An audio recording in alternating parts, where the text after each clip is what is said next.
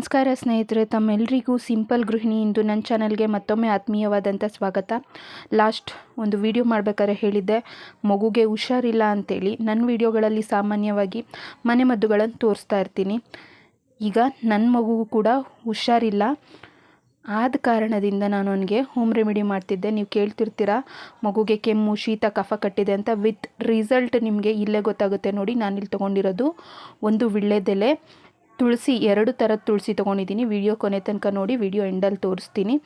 ಜೊತೆಗೆ 2 ಇಲ್ಕು ಬೆಳ್ಳುಳ್ಳಿನ ತೊಗೊಂಡಿದ್ದೀನಿ, ಒಂದು 3 ಮೆಣಸನ್ನು ತೊಗೊಂಡಿದ್ದೀನಿ. 6 ತಿಂಗಳು ಮೇಲ್ಪಟ್ಟಂಥ ಮಕ್ಕಳಿಗೆ ತಾಯಿ ಎದೆ ಹಾಲಿನಲ್ಲಿ ಯಾವ ಥರ ಕೆಮ್ಮಿಗೆ ಮೆಡಿಸಿನ್ಸ್ ಹಾಕಬಹುದು ಅಂತ ವಿಡಿಯೋ ಮಾಡಿದ್ದೀನಿ. ಆ ವಿಡಿಯೋನ ಎಂಡ್ ಸ್ಕ್ರೀನಲ್ಲಿ ಹಾಕ್ತೀನಿ ನೋಡಿ. ಇದು ನಿಮಗೆ 1 ವರ್ಷದ ಮೇಲ್ಪಟ್ಟಂಥ ಮಗುಗೆ ಏನಾದ್ರು ತಣ್ಣೀರನ್ನು ರೂಢಿ ಮಾಡಿದ್ದೀರ ನೀವು ನಿಮ್ಮ ಮಗುಗೆ ಅಂತಂದರೆ ಈ ಒಂದು ರೆಮಿಡಿನ ಕೊಡಬಹುದು. ಅಂದರೆ ತಣ್ಣೀರನ್ನು ಕೊಟ್ಟಿಲ್ಲ ಅಂದರೂ ಕೂಡ ಕೊಡ್ಬೋದು. ಯಾವ ಥರ ಅಂತ ತೋರಿಸ್ತೀನಿ ನೋಡಿ.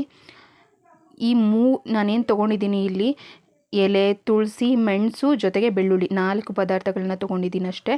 ಚೆನ್ನಾಗಿ ಕುಟ್ಕೋತಾ ಇದ್ದೀನಿ ಒಂದು ಕುಟಾಣಿಗೆ ಹಾಕಿ. ಈ ಥರ ಚೆನ್ನಾಗಿ ನುಣ್ಣಕ್ಕಾಗಬೇಕು ಇದು. ಇದಕ್ಕೆ ನಾನು ನೀರನ್ನು ಆ್ಯಡ್ ಮಾಡಬಾರ್ದು. ಅದರ ಒಂದು ಸತ್ವ ಏನಿದೆ ಅದು ಚೆನ್ನಾಗಿ ಬಿಟ್ಕೊಳ್ಳೋ ಥರ ಕುಟ್ಕೋಬೇಕು. ಇದನ್ನು ಕುಟ್ಕೊಂಡ ನಂತರ ನೋಡಿ, ಈ ಥರ ರಸನ ಮಾತ್ರ ಹಿಂಡ್ಕೋತಾ ಇದ್ದೀನಿ ಕೈಯಲ್ಲಿ ತೊಗೊಂಡು. ಸ್ನೇಹಿತರೆ, ಇನ್ನೊಂದು ಮುಖ್ಯವಾದ ವಿಷಯ ಏನು ಅಂತಂದರೆ, ನೀವು ಈ ರೆಮಿಡಿನ ನಿಮ್ಮ ಮಗುಗೆ ತಣ್ಣೀರನ್ನು ರೂಢಿ ಮಾಡಿಲ್ಲ ಅಂತಂದರೆ ಒಂದು ಕಬ್ಬಿಣದ ಚಾಕುನ ಕಾಯಿಸಿ ಈ ಒಳ್ಳೆಯಲ್ಲಿರೋಂಥ ಒಂದು ರಸಕ್ಕೆ ಹತ್ಕೋಬೇಕಾಗತ್ತೆ. ನೀವೇನಾದ್ರು ತಣ್ಣೀರನ್ನು ರೂಢಿ ಮಾಡಿದ್ದೀರಾ ನಿಮ್ಮ ಮಗುಗೆ ಅಂತಂದರೆ ಡೈರೆಕ್ಟಾಗಿ ಈ ಮೆಡಿಸಿನ್ನ ಹಾಕಬಹುದು. ನಾನು ಇವಾಗ ಈ ಮೆಡಿಸಿನ್ನ ಪಾಪುಗೆ ಹಾಕಿ ತೋರಿಸ್ತೀನಿ ನೋಡಿ. ಫ್ರೆಂಡ್ಸ್, ಈ ವಿಡಿಯೋನ ಲೈಕ್ ಮಾಡೋದನ್ನು, ಶೇರ್ ಮಾಡೋದನ್ನು, ಕಮೆಂಟ್ ಮಾಡೋದನ್ನು ದಯವಿಟ್ಟು ಮರಿಬೇಡಿ. ರಿಸಲ್ಟ್ನ ನೋಡಿ.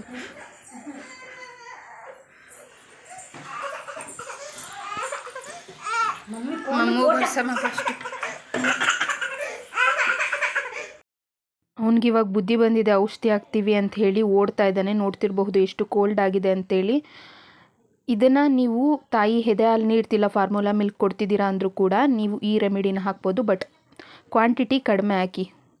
ಅರ್ಧ ವಿಳ್ಳೆದೆಲೆ, ತುಳಸಿ ಪ್ರಮಾಣ ನೋಡ್ಕೊಳ್ಳಿ. ಬೆಳ್ಳುಳ್ಳಿ 2 ಹಾಕಕ್ಕೆ ಹೋಗಬೇಡಿ.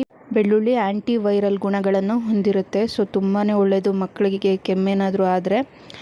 ಸ್ನೇಹಿತರೆ ನೋಡಿ, ಔಷಧಿ ಹಾಕಿದ ನಂತರ ಅಮ್ಮ ಈ ಥರ ಬೆನ್ನನ್ನು ತಟ್ತಿದ್ದಾರೆ.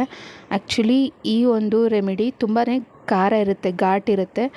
ಸೊ ಅದಕ್ಕೆ ಅವ್ನು ಅಳ್ತಾ ಇದ್ದಾನೆ. ಮಕ್ಕಳು ಔಷಧಿ ಹಾಕಿದ್ಮೇಲೆ ಈ ಥರ ಅಳೋದು ಕಾಮನ್ ನೋಡಿ. ಅವನಿಗೆ ಕಫದಲ್ಲಿ ಬಂದ್ಬಿಡುತ್ತೆ.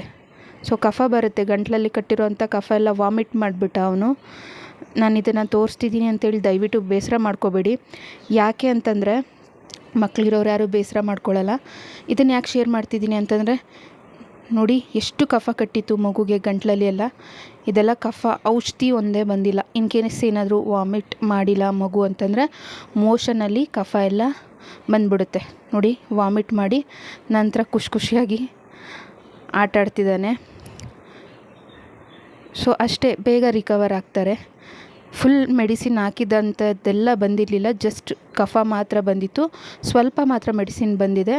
ಇನ್ನು ಸ್ವಲ್ಪ ಉಳಿದಿರೋಂಥ ಕಫ ಮೋಷನಲ್ಲಿ ಬಂದುಬಿಡುತ್ತೆ. ನೋಡ್ತಿರಬಹುದು ನೀವಿಲ್ಲಿ ಫುಲ್ಲು ಬಂಕ ಎಷ್ಟು ಕಫ ಬಂದಿದೆ ಅಂತೇಳಿ ಗೊತ್ತಾಗ್ತಿದೆ ಅಂತ ಭಾವಿಸ್ತೀನಿ. ಮತ್ತೊಮ್ಮೆ ಕೇಳ್ತಾ ಇದ್ದೀನಿ, ದಯವಿಟ್ಟು ಕ್ಷಮೆ ಇರಲಿ.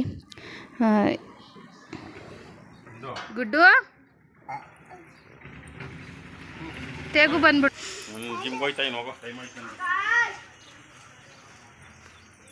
ಚಿನಿ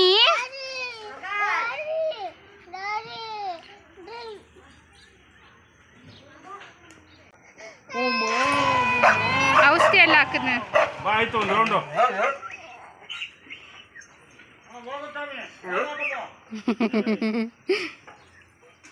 ಸ್ನೇಹಿತರೆ, ಲಾಸ್ಟಲ್ಲಿ ತೋರಿಸ್ತೀನಿ ಅಂತ ಹೇಳಿದ್ನಲ್ಲ ನೋಡಿ. ಇಲ್ಲಿ 2 ತರಹದ ತುಳಸಿ ಇದೆ. ಒಂದು ಕೃಷ್ಣ ತುಳಸಿ, ಇನ್ನೊಂದು ಬಿಳಿ ತುಳಸಿ. ತೋರಿಸ್ತೀನಿ ರೀ. ಇದು ಕೃಷ್ಣ ತುಳಸಿ ಹೇಗೆ ಗೊತ್ತಾಗುತ್ತೆ ಅಂದರೆ ಈ ಥರ ಕಪ್ಪಿರುತ್ತೆ, ಕಪ್ಪು ತುಳಸಿ ಅಂತ ಕೂಡ ಕರೀತಾರೆ. ಇದು ಬಿಳಿ ತುಳಸಿ. ಕೃಷ್ಣ ತುಳಸಿ ತುಂಬಾ ಸ್ಟ್ರಾಂಗ್ ಇರುತ್ತೆ, ತುಂಬ ಒಳ್ಳೆಯದು ಮಕ್ಕಳ ಕೆಮ್ಮಿಗೆ. ಸೊ ನೋಡಿ, ಇಲ್ಲಿ ಇದು ಕೃಷ್ಣ ತುಳಸಿ. ತುಂಬು ಹೃದಯದ ಧನ್ಯವಾದಗಳು. Thank you all. Thank you so much.